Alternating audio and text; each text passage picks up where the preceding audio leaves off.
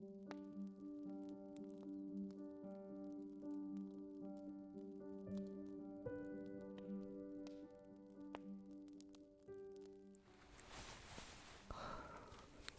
춥다.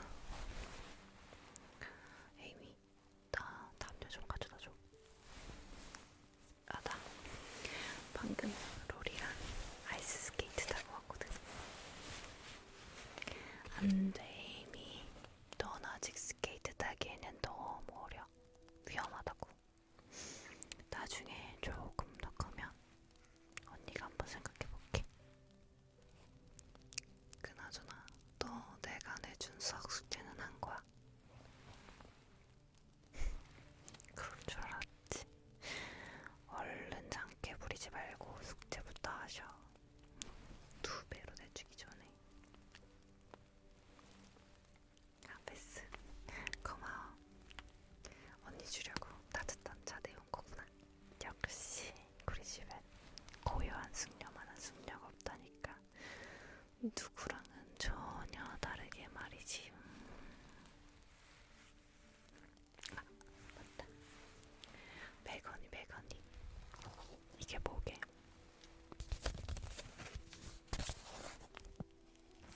맞아. 이번에 새로 나온 연극 대본이야. 언니 가장 먼저 보여주려고. 아직 안 뜯은 거 보이지? 당연히 우리 연극단의 최고 여배우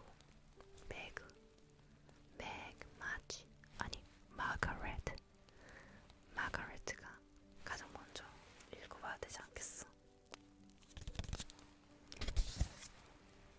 언니 먼저 봐봐. 어서. 안 돼, 에이미. 베스도 마찬가지야. 매그 언니 먼저 읽은 다음에 그 다음에 돌려봐. 난 이제 글을 쓰러 방에 좀 들어가 봐야겠어. 이제부터 방해하지 말라고. 미래의 유명 작가가 글을 쓰러 갈 테니까 말이야.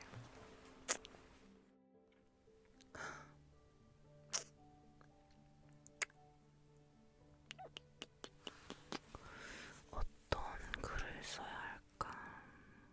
머리가 안 돌아가네. 할머니한테 책 읽어주느라고 머리에 힘이 다 빠진 게 틀림없어. 에휴, 머리가 안 돌아가네.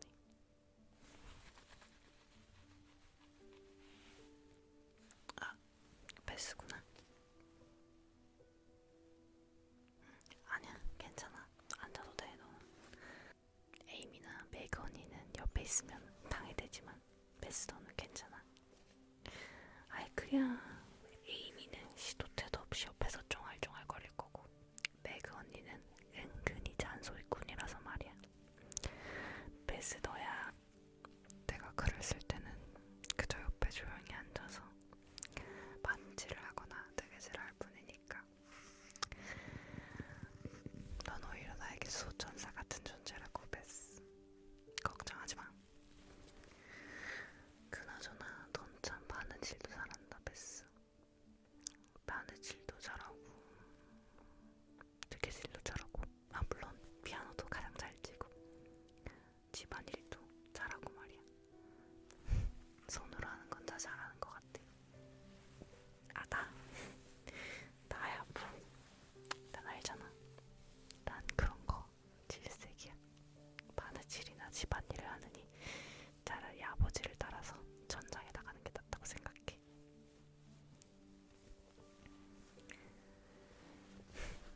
다만 나도 손으로 하는 것 중에 좋아하는 건 있지.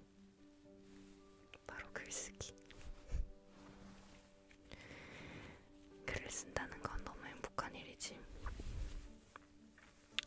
그래서 말인데, 이번에 새로운 글을 좀 써보려고 하는데 어떤 거에 대해서 쓸지 전혀 감이 안 잡힌단 말이지.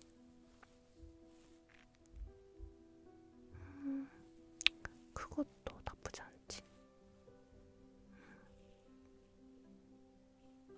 뭐 그것도 나쁘지 않고. 아, 지난번에 얘기한 그건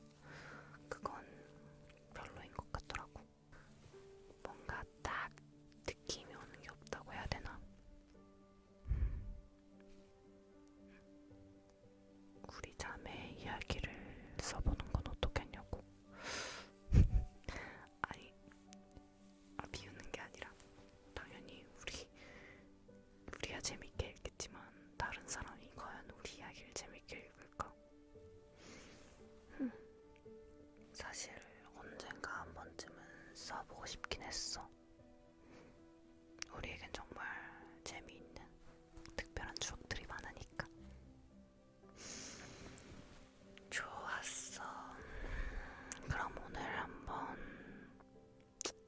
조금 우리 얘기를 써볼까? 베스더가 아이디어를 줬으니 한번 조금 끄적여볼까봐. 그렇다면 글을 쓰기 위해서는 중요한 게 있지. 바로 종이와 아주 잘 써지는 펜. 이럴 때 쓰려고 아주 귀하게 모셔놓은 잉크 깃털펜이 있지.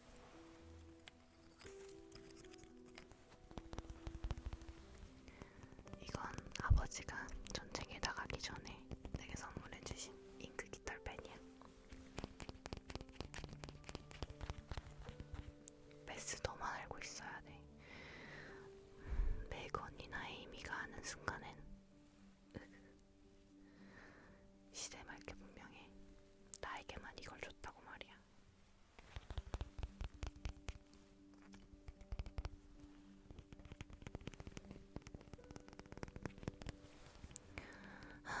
아버지 보고 싶다. 그렇지, 베스.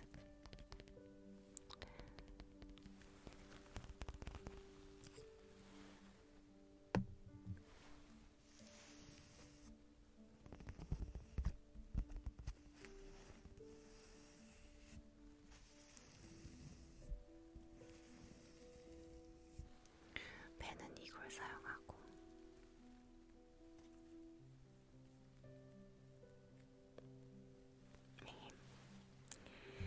그리고 노트는 이걸 사용할 거야.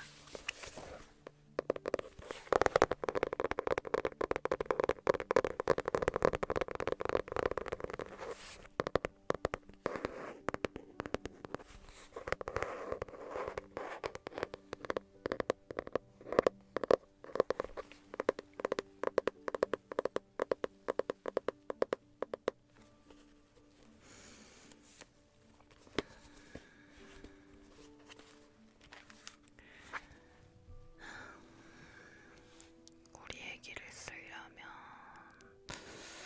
어떤 게 있을까? 아, 베스, 너 그날 기억나니? 난 그날이 가장 먼저 기억나는데, 왜 우리 크리스마스에 우리만 선물 없다면서 투덜거렸던 그날 있잖아. 어머니가 밖에 나가서 돌아오시고는 우리에게 절로 역전놀이를 다시 시작해보자고 했던 날 말이야. 기억 안 나? 기억나지? 다음 그날에 대해서 써볼래? 그날 난 정말 행복했거든. 잠시만. 이야기가 머릿속에 떠오르기 시작했어. 좋았어. 잠시만, 베스. 지금부터 집중을 해서 한번 써봐야겠어.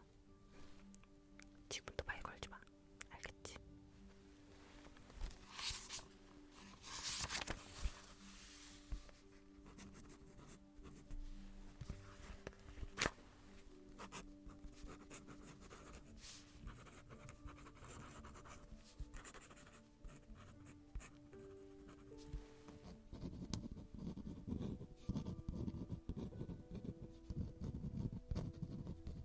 철로 역정놀이.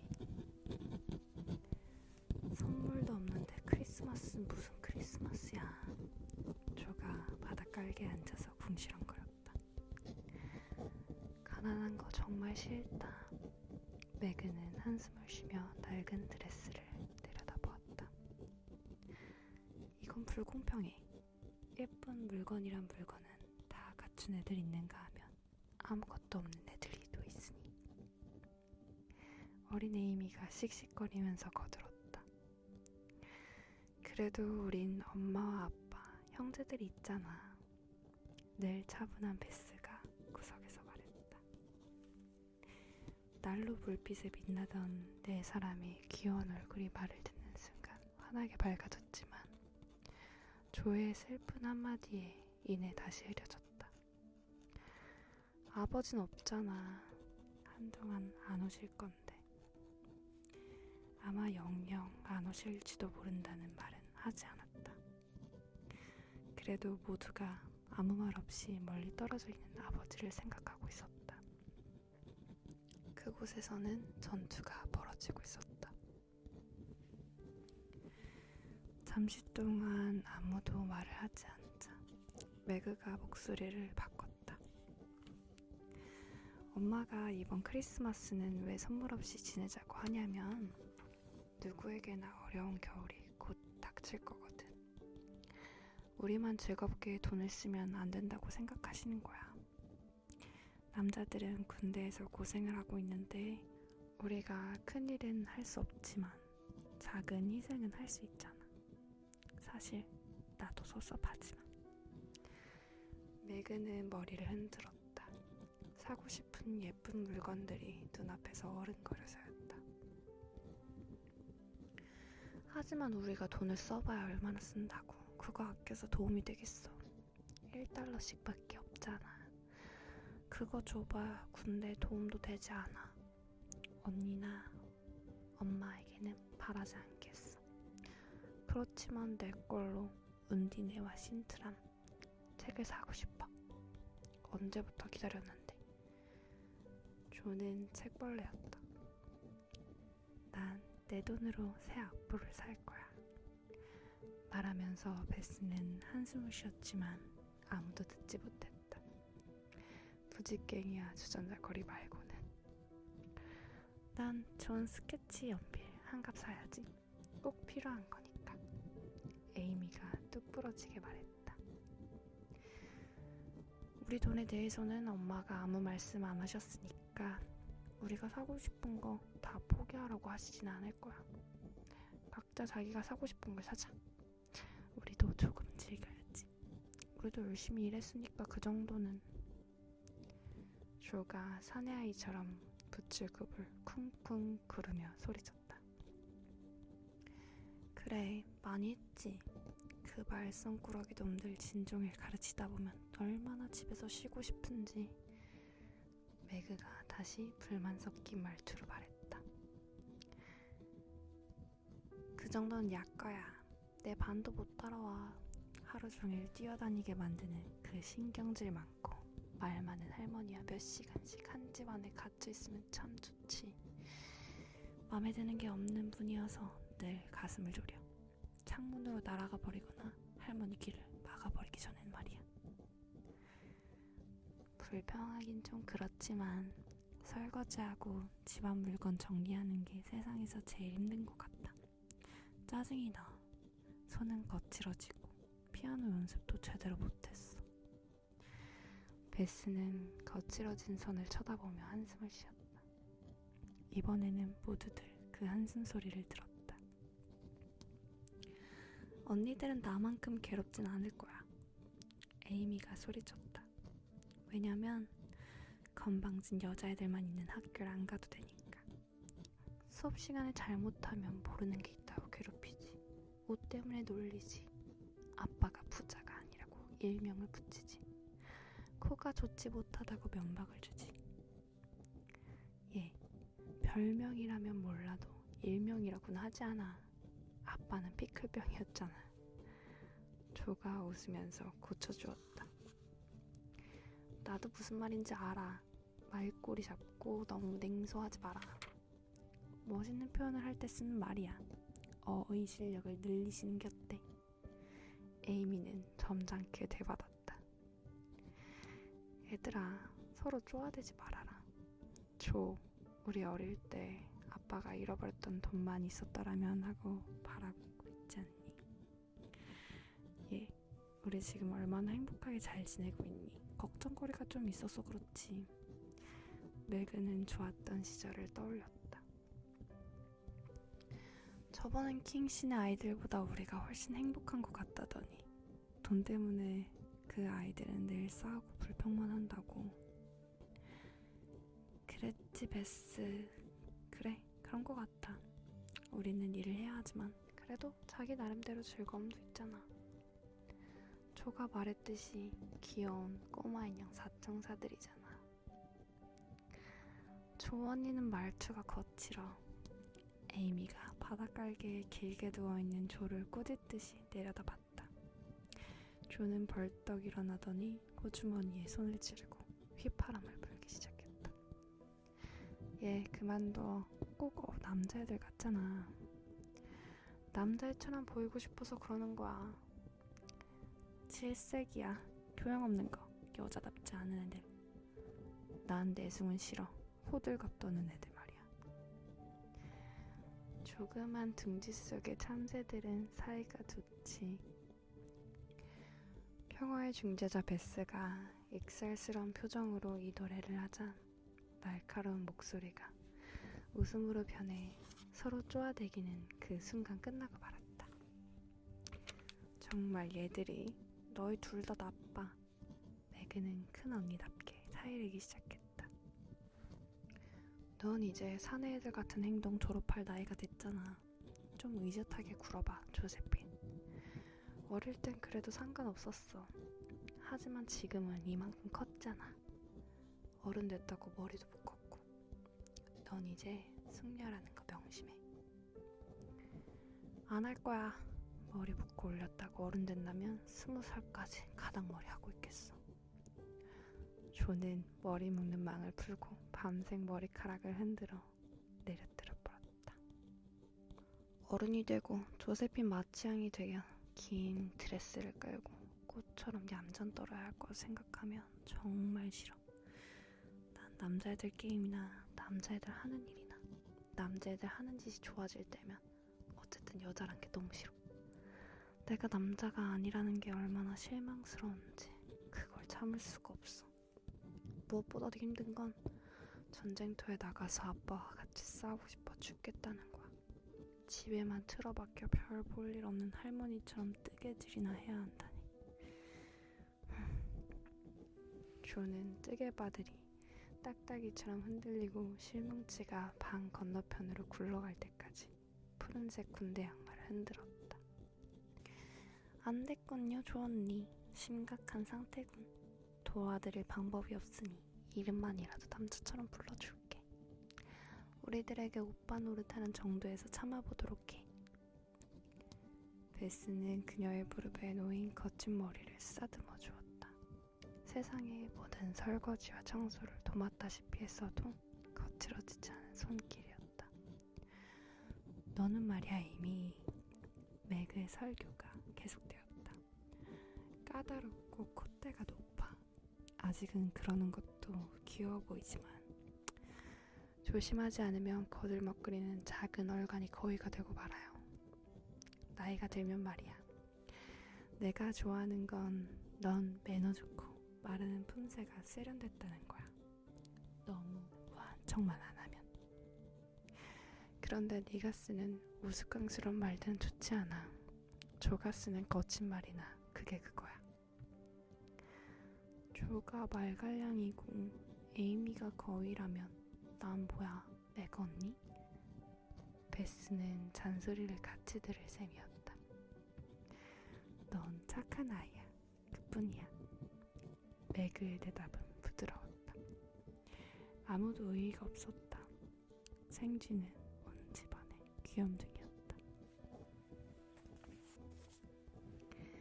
나이 어린 독자들은 등장인물들이 어떤 모습을 하고 있는지 알고 싶어 하기 때문에 이 기회에 내 자매를 간단하게 스케치해 보여드리겠다.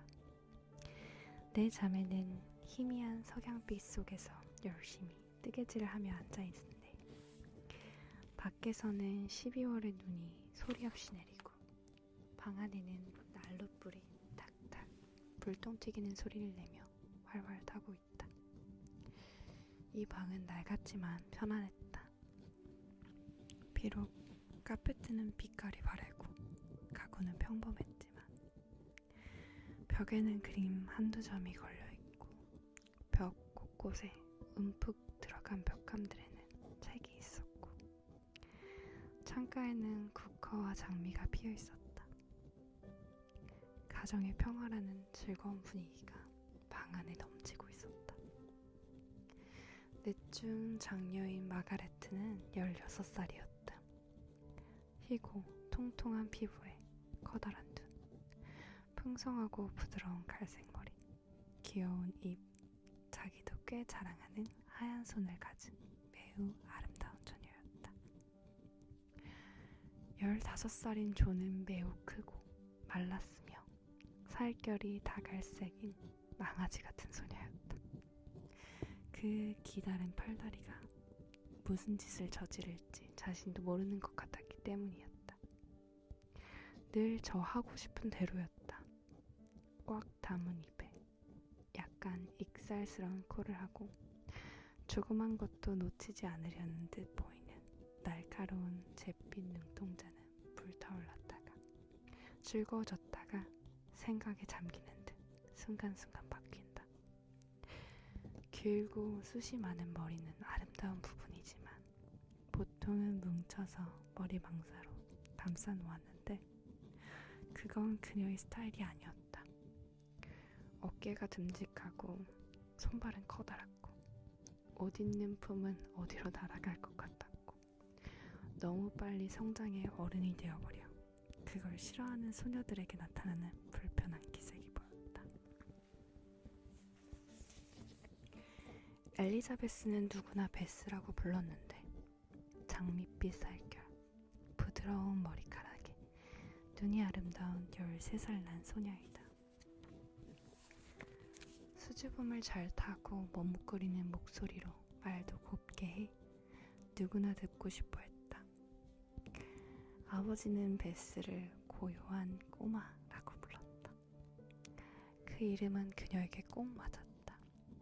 그녀는 자신만의 행복한 세상 속에서 살다가 이따금씩 자신이 믿고 사랑하는 몇 사람만을 만나기 위해 나오는 것 같았기 때문이다.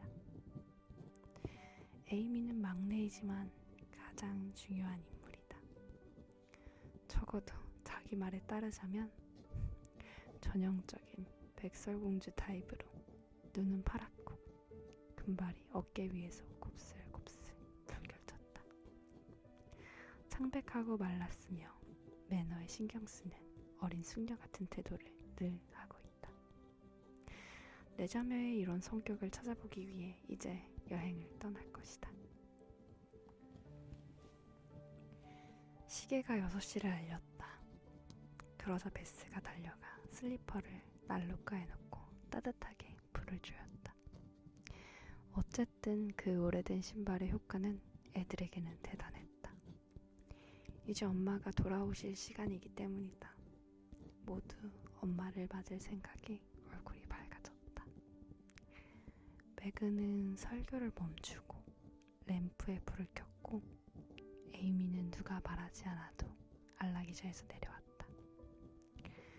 조는 피곤한 것도 있고 불가에 앉아 슬리퍼를 들고 불꽃에 좀 더 가까이 다가갔다. 실내화가 다 낡았구나. 새로 한 켤레 마련해야 되겠다. 내 돈으로 웬만한 거 하나 사드려야겠는데?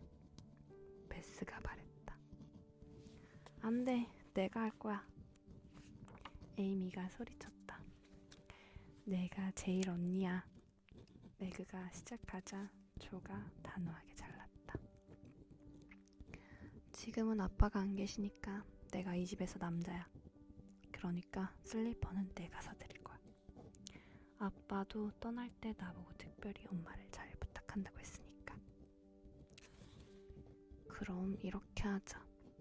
크리스마스에 엄마한테 각자 뭘 하나씩 드리자. 우리 것은 사지 말고. 베스가 말하자 조가 감탄을 했다. 예, 과연 너라니까. 뭘 살까? 모두들 진지하게 잠시 생각했다. 그런데 예쁜 자기 손을 보고 생각해낸 듯이 매그가 의견을 말했다. 난 멋진 장갑을 할 테야. fun영더신 최고 필수품. 조가 외쳤다. 손수건으로 하겠어.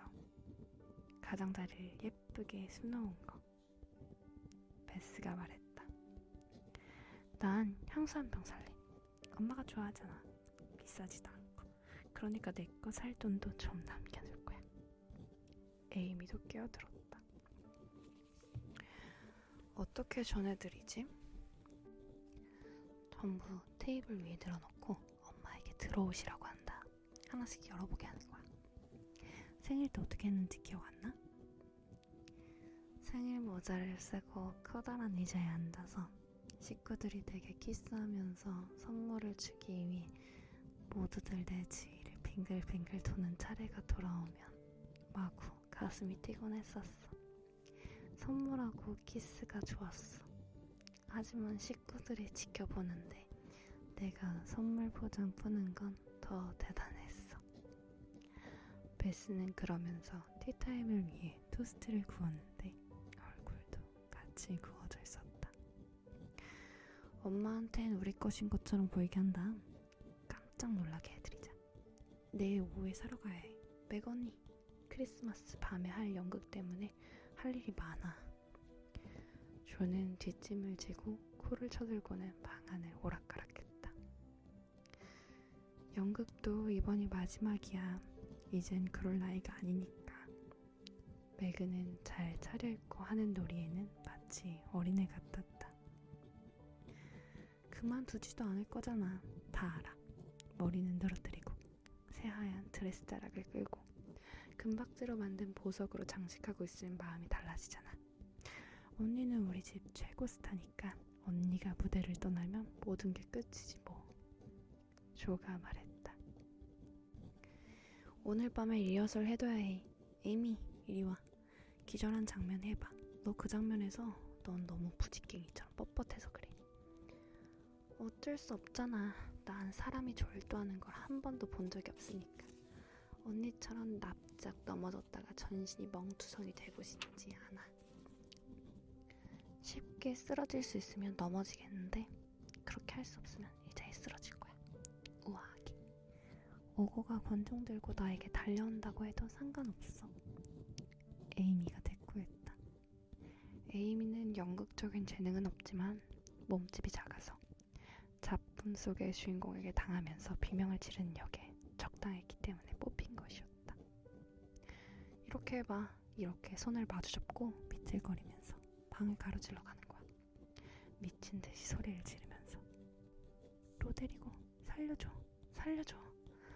조는 드라마틱하게 비명을 지르며 저쪽으로 걸어갔는데 정말이지 오싹했다. 에이미는 따라했지만 손은 뻣뻣하게 앞으로 내밀고 기계처럼 몸을 떨었다. 아! 하고 비명을 질러도 공포나 고통이 아니라 바늘에 찔려서 나는 소리처럼 들렸다. 조는 한심해서 신음소리를 내었다. 매그는 깔깔대고 베스는 재미가 들려서 그 모습을 구경하다 토스트를 태우고 말았다. 말도 안 된다. 그때 가서는 최선을 다해야 해. 만일 손님들이 폭발해도 난 모른다. 자, 매그 언니. 그 다음부터는 순조롭게 진행되었다. 돈 페드로가 한 번도 쉬지 않고 2페이지나 되는 대사로 세상을 비웃고 무시무시한 효과음 속에서 마녀 하가는 두꺼비를 넣고 부글부글 끓이는 냄비를 들여다보며 무서운 주문을 외웠다. 로데리고는 씩씩하게 쇠사슬을 토막내어 끊어버리고 우고는 후회와 독약의 고통 속에서 하하하 하고 미친듯이 웃으며 죽어갔다. 이제까지 연습한 것 중 최고였어. 방금 죽은 아칸이 일어나 팔꿈치를 문지르고 있는데 매그가 칭찬했다. 어떻게 이렇게 멋진 작품을 직접 쓰고 연기까지 할 수 있지? 조 언니 진짜 셰익스피어 같다. 베스가 감탄했다. 그녀는 자기 형제들이 어떤 일에서든지 놀라운 재능을 갖고 있다고 굳게 믿었다. 꼭 그렇지도 않아. 조가 겸손하게 대답했다. 기가극 마녀의 저주가 그리 나쁜 작품은 아니지만 맥베드를 해보고 싶어. 뱅코가 등장할 수 있는 바닥에 뚜껑문만 있다면 말이야. 늘 살인 장면을 해보고 싶었거든. 내 앞에 보이는 저것이 단검인가? 대사를 웅얼거리며 저는 눈을 굴리면서 허공을 움켜쥐었다. 유명한 비극 배우나 되는 것처럼. 아니, 이건 토스트 굽는 포크로 빵이 아니라 엄마 슬리퍼를. 베스가 경극에 홀렸네. 매그가 소리치자 모두 와 하고 웃으며 연습은 끝났다. 애들아 모두 즐거운 걸 보니 기쁘구나. 문 쪽에서 밝은 목소리가 들렸다. 배우들과 관객들이 인자하게 생긴 여인을 환영하기 위해 돌아섰다. 진정으로 기뻐하는 그 얼굴을 딸들은 뭘 도와드릴까요? 하는 눈길로 바라보았다. 그녀는 특별히 잘생긴 여자는 아니었다. 하지만 어머니들이란 언제나 아이들에게 예쁘게 보이는 법 아닌가. 딸들은 회색 코트와 구식 모자가 세상에서 가장 아름다운 여인을 감싸고 있다고 생각했다. 자, 얘들아, 오늘 어땠니? 엄마는 오늘 할 일이 많았단다. 내일 보낼 박스들을 준비하느라고 저녁 식사 시간에 맞춰올 수가 있어야지. 누가 찾아오지 않았었니, 베스? 매그, 감기는 어때? 조, 많이 피로해 보이네. 아가, 이리 와서 엄마에게 키스해줘야지. 자상하게 물으면서 마치 부인은 젖은 옷들을 벗고 따뜻해진 슬리퍼를 신고는 안락의자에 앉아서 에이미를 무릎에 앉히고 바빴던 하루 중 가장 행복한 시간을 즐길 준비를 했다.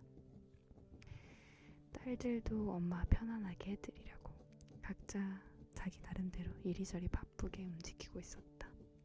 매그는 티테이블을 차리고 조는 장작을 날라하고 의자를 늘어놓았다.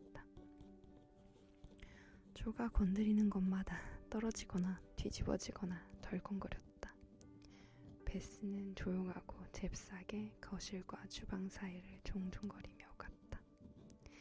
에이미는 손을 깍지 끼고 앉아서 모두에게 명령을 내렸다. 내 자매가 테이블에 앉자 마치 부인은 아주 행복한 표정으로 말했다. 식사 다음에 너희들이 굉장히 즐거워할 일들을 준비했단다. 순간 환한 미소가 햇살처럼 모두에게 퍼져나갔다. 베스가 손에 따끈한 비스킷을 들고 있는데도 그대로 박수를 쳤다. 조는 냅킨을 위로 집어던지며 외쳤다. 편지다, 편지. 아빠 만세. 그래, 즐겁고도 긴 편지가 왔어.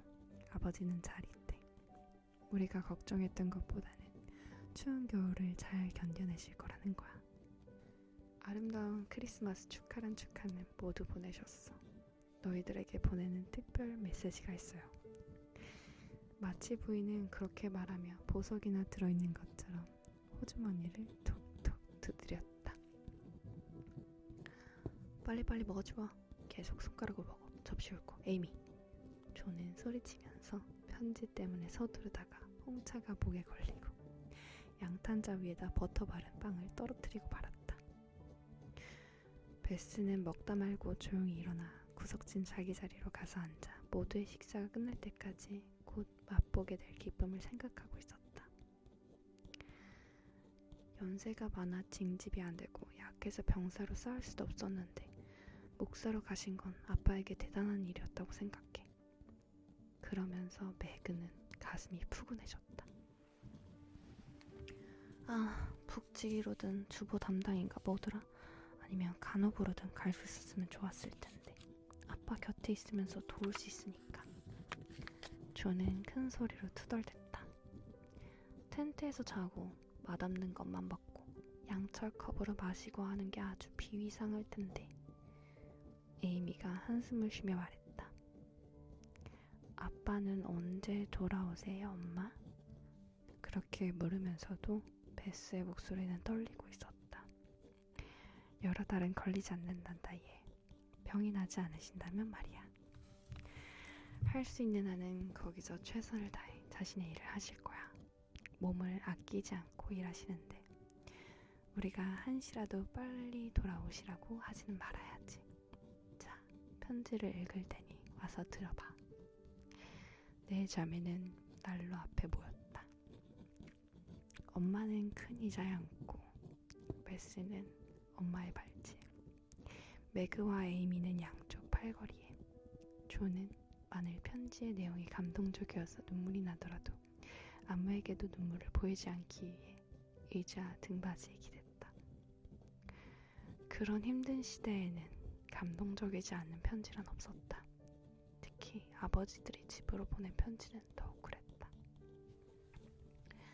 이 편지에는 어려움을 견딘 이야기, 위험에 맞닥뜨린 이야기 또는 향수를 이기지 못했다는 이야기는 거의 적혀있지 않았다. 야영 생활, 행군에 대한 아름다운 묘사와 군대 소식으로 가득 찬 즐겁고 희망에 찬 편지였다. 단지 편지 끝에만 집에 있는 어린 딸들을 보고 싶어하는 아버지의 사랑과 그리움이 편지 쓴 이의 가슴에 흘러넘치고 있었다. 딸들에게 나의 사랑과 키스를 전해주시오. 내가 낮에는 그 아이들을 생각하고 밤에는 그 아이들을 위해 기도하고 그리고 언제나 그 아이들 모두의 사랑을 느끼면서 그 안에서 최상의 편안함을 찾고 있다는 걸 이야기해 주시오. 아이들을 보려면 1년을 기다려야 한다는 건 매우 긴 것처럼 생각되지만 아이들에게 우리가 기다리는 동안 우리 모두는 일을 할 수 있고 그래서 이 어려운 날들을 그저 헛되이 보낼 필요가 없는 것이라고 다시 깨우쳐 주시오. 아이들은 내가 했던 이야기들은 모두 기억하고 있을 거라고 알고 있어. 당신에게는 사랑스러운 아이들로 자라고 있을 거라는 것도, 자기들이 할 일을 믿음을 가지고 하고 있으며 마음속의 적들과 용감히 싸우고 있고 그리고 자신을 매우 아름답게 다스려 내가 아이들에게 돌아갔을 때 나의 작은 아가씨들이 더욱 귀엽고 자랑스러울 것이라는 것도 알고 있어. 그 부분에 이르자 넷은 모두 훌쩍이기 시작했다. 조는 창피하지도 않은지 굵은 눈물이 코끝에서 떨어져 내리는 것을 닦으려고도 하지 않았고 에이미는 말아놓은 컬이 망가지는 것에도 상관없이 어머니 어깨에 얼굴을 묻고 흐느꼈다. 난 내 생각만 했어. 이제 정말 좋은 아이가 되도록 할게. 머지않아 아빠가 나를 보고 실망하시지 않게. 우리 모두 그럴 거야. 난 겉모양만 너무 생각하면서 일하기 싫었지만 이제 안 그럴게. 될 수 있으면. 매그가 말했다. 나도 거칠게 함부로 구는지 그만두고 아빠가 작은 아가씨라고 부르고 싶어하는 그런 사람이 되도록 노력할게.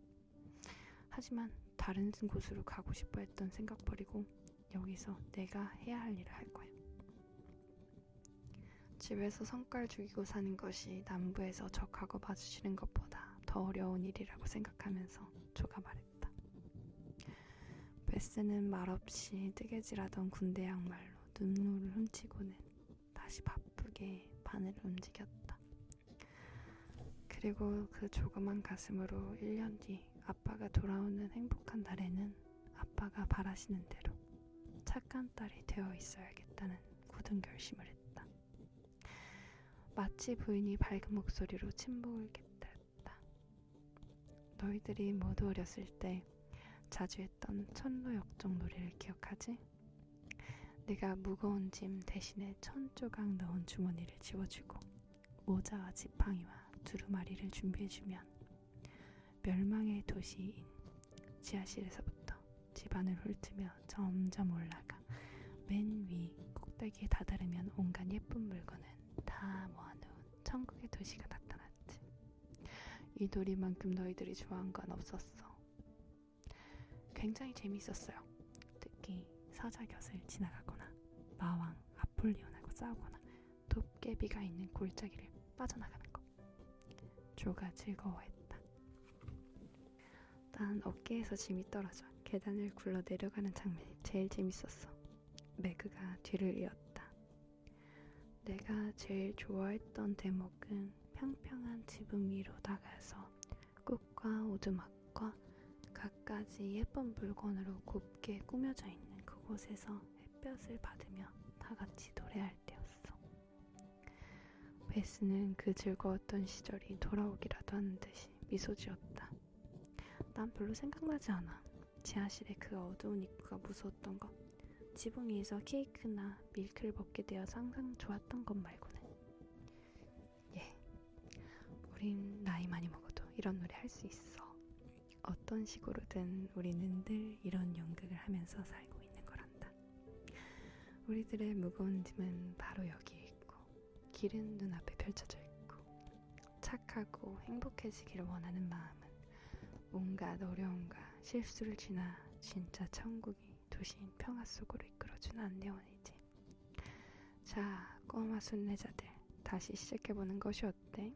놀이가 아니라 진심으로. 그래서 아빠가 오기 시기 전까지 우리가 과연 어디까지 갈 수 있나 보는 거야. 정말 엄마? 우리 짐은 어디 있어요? 고지곳대로 알아들은 에이미가 물었다. 지금 너희들 모두 자기 짐 이야기를 했어. 베스 말고는 말이야. 베스에겐 짐이란 게 없겠지만. 아니에요. 나에게도 있어요. 내 짐은 접시와 먼지떨이, 좋은 피아노를 갖고 있는 여자애들을 부러워하는 것, 사람들을 무서워하는 것.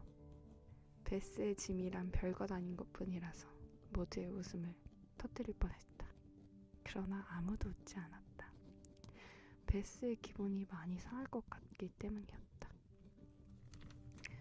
모두들 같이 해보자.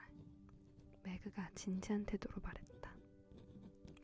이건 좋은 사람이 되려는 노력을 다른 식으로 말하는 것뿐이야. 철로 역정 이야기가 도움이 될 거야. 우리는 좋은 사람이 되려고 하지만 그간 어려운 일이라 잊어먹고 최선을 다하지 않게 돼. 오늘 밤 우리들은 절망의 늪에 빠져 있었어요. 엄마가 오셔서 철로 역정에 있는 것처럼 구원자가 되어 우리들을 끌어올려 주신 거예요. 우리도 그 주인공처럼 행동 지침을 적은 두루마리를 갖고 있어야겠어요. 어떻게 해야 되죠? 조는 따분한 역할에 조금이라도 로맨틱한 채색을 하려는 생각으로 물었다. 크리스마스 아침에 모두 베개 밑을 버렴. 자기 안내서가 놓여있을 거야. 마치 부인이 대답했다. 하녀인 한나 아주머니가 테이블을 치우는 동안 모두들 이 세 계획에 대해 이야기했다. 그것이 끝나자 4개의 작은 반지꼬리를 내어놓고 자무들은 아주머니의 시트를 만들기에 바빴다. 하기 싫은 바느질이었지만 오늘 밤엔 아무도 말을 하지 않았다. 조의 제안으로 긴 솔기를 넷으로 나누어 유럽, 아시아, 아프리카, 아메리카로 이름을 붙였다. 이렇게 나누어 일을 하니 진도가 빨랐다. 자기가 맡은 부분을 꿰매면서 그 나라에 대한 이야기를 주고받으니 일이 더욱 잘 되었다. 9시가 되었을 때 바느질을 멈추고 언제나처럼 잠자리에 들기 전에 노래를 불렀다. 베스만이 그 낡은 피아노에서 소리다운 소리를 낼 수 있었다. 베스는 누렇게 퇴색한 건반을 부드럽게 두들겨가며 모두가 부르는 아름다운 노래에 즐거운 반주를 했다. 매그는 플루트 같은 목소리로 엄마와 함께 항상 이 작은 합창단을 이끌었다. 에이미는 귀뚜라미가 오는 것처럼 불렀고 조는 자기 멋대로 부르다가 언제나 엉뚱한 곳에서 틀려 슬픈 곡도 엉망으로 만들어버렸다. 이 취침전의 합창은 내 자매들이 더듬거리면서 반짝반짝 작은 별을 겨우 노래 부를 무렵부터 계속해왔기 때문에 이제는 관례가 되어 있었다. 그것도 모두 마치 부인이 노래를 좋아했기 때문이었다. 아침에 제일 먼저 들리는 것은 우선 종달새처럼 노래를 부르며 돌아다니는 엄마의 노랫소리였다. 밤이 되어 맨 나중에 들리는 것도 역시 그녀의 명랑한 목소리였다. 딸들은 아무리 나이가 들어도 귀에 익은 자장가를 듣고 싶어 하기 때문이다.